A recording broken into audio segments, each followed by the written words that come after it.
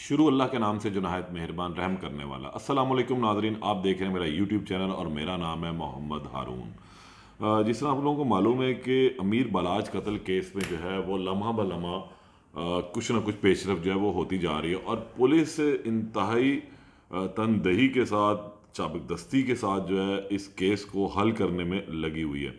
इस केस से जुड़ी हुई जितनी भी कड़ियाँ हैं उनको आपस में मिलाकर एक एक करके जो है इन गुत्थियों को सुलझाने की भी कोशिश कर रही है। उसकी सबसे बड़ी वजह यह है कि लाहौर में इस तरह की जो कत्ल हो जाना और इस तरह की बदमाशियों को अरूज पर जाना जो है वो जहाँ इस माशरे के लिए शर्मनाक के साथ साथ अफसोसनाक और ख़तरनाक है, वहीं पर जो यहाँ पर सियासी हुकूमतें उनके ऊपर भी एक सवालिया निशान है। और इसके साथ साथ यहाँ पर इसलिए भी सवालिया निशान बनता है कि जो माशरती तौर पर अगर हम देखते हैं तो बहुत सारी जो बिगाड़ है इन चीज़ों की वजह से पैदा होता है।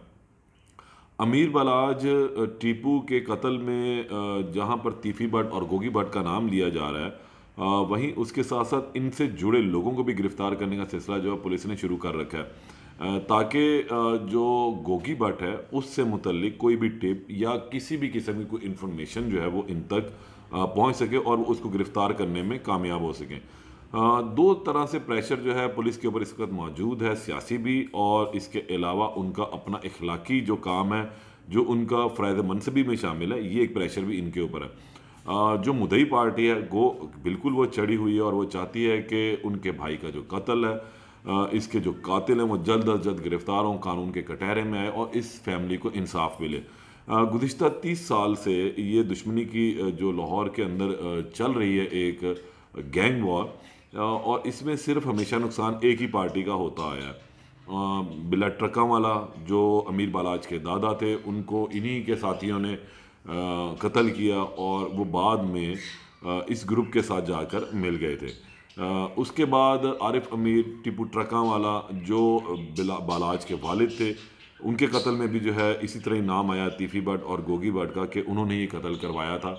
14 साल पहले ये कत्ल हुआ था 2010 जनवरी में, और अब 14 साल से जो है ये मामला चल रहे थे। 2016 में एक मरतबा जो है यहाँ पर बालाज की जानिब से फायरिंग की गई गोगी और तिफी भट्ट के घर पे। ताहम वो भी एक शायद रंजिश मौजूद थी, लेकिन इस बात को भी अब अगर हम देखें तो 8वां साल जो है वो शुरू हो चुका है। लेकिन इसके साथ साथ अब इस कत्ल में जो पुलिस ने शवाहिद इकट्ठे किए और जिन लोगों को गिरफ्तार करने का सिलसिला शुरू किया, उसमें आज बड़ी पेशरफ्त हुई है और बहुत ही अहम शख्सियत को जो है वो गिरफ्तार किया गया। इसमें अब तक जो लोग गिरफ्तार हुए हैं वो तीफी भट्ट और गोगी भट्ट के कुछ 4 साथी हैं। इसके अलावा जो इस वक्त हिरासत में तो खैर नहीं है, लेकिन पुलिस के इस वक्त बाकायदा तौर पे हम ये कह सकते हैं कि पुलिस के गिरफ्त में ज़रूर हैं, पुलिस के सर्कल में मौजूद है वो हमला आवर की दोनों बीवी हैं कि पुलिस ने उनका इब्तदाई बयान भी रिकॉर्ड कर लिया था। गुज़िश्ता रोज़ पुलिस ने जो है एक शख्स को गिरफ़्तार किया, ये थे वसीम वाई। ये भी बहुत ज़्यादा करीबी रिश्तेदार हैं तीफी भट्ट और गोगी भट्ट के, और आज पुलिस ने एक और अहम शख्सियत को, जैसा मैंने बताया, गिरफ़्तार किया है। इस शख्स का भी जो ताल्लुक़ है वो तीफी भट्ट और गोगी भट्ट के साथ बहुत करीबी है, ये उनके बहनोई हैं, नदीम वाई।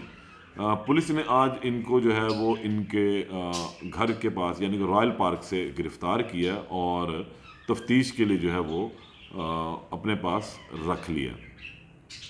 नदीम वाई, मैं आपको बताता चलूँ, नदीम वाई जो है वो तीफी भट्ट और गोगी भट्ट के बहनोई हैं और ये रॉयल पार्क के अंदर रिहाइश पजीर हैं।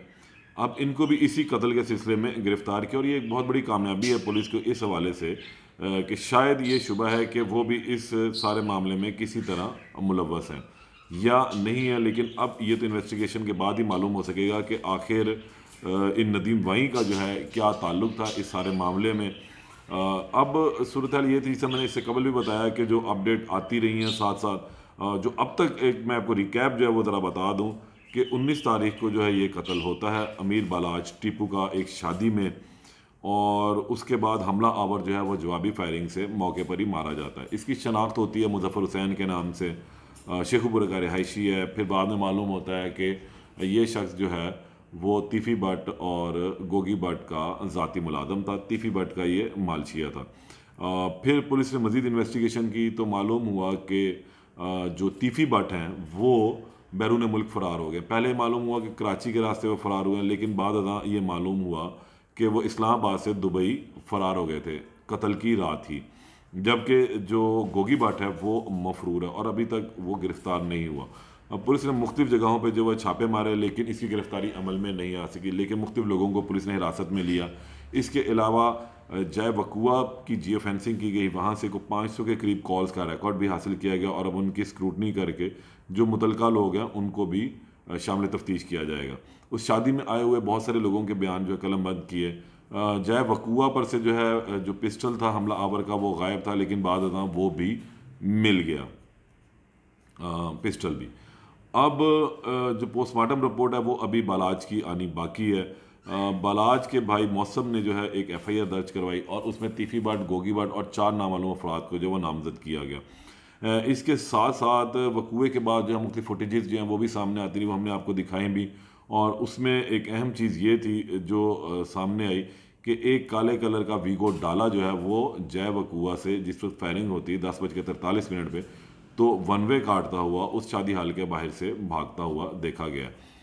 लेकिन अभी तक वो वीगो डाला जो है वो पुलिस के कब्ज़े में नहीं आया, उसकी शनाख्त नहीं हो सकी। CCTV फुटेजेस की मदद से शनाख्त करने की कोशिश की जा रही है। आज सुबह जो डेवलपमेंट हुई थी उसमें यह था कि पुलिस ने वजारत दाखिला का सहारा लेके अब तीफ़ी भट्ट के इंटरपोल के ज़रिए गिरफ़्तारी करने की कोशिश कर रहे हैं। रेड वारंट उसके हासिल किए जाएंगे और फिर इंटरपोल के ज़रिए गिरफ़्तार करके पाकिस्तान लाया जाएगा।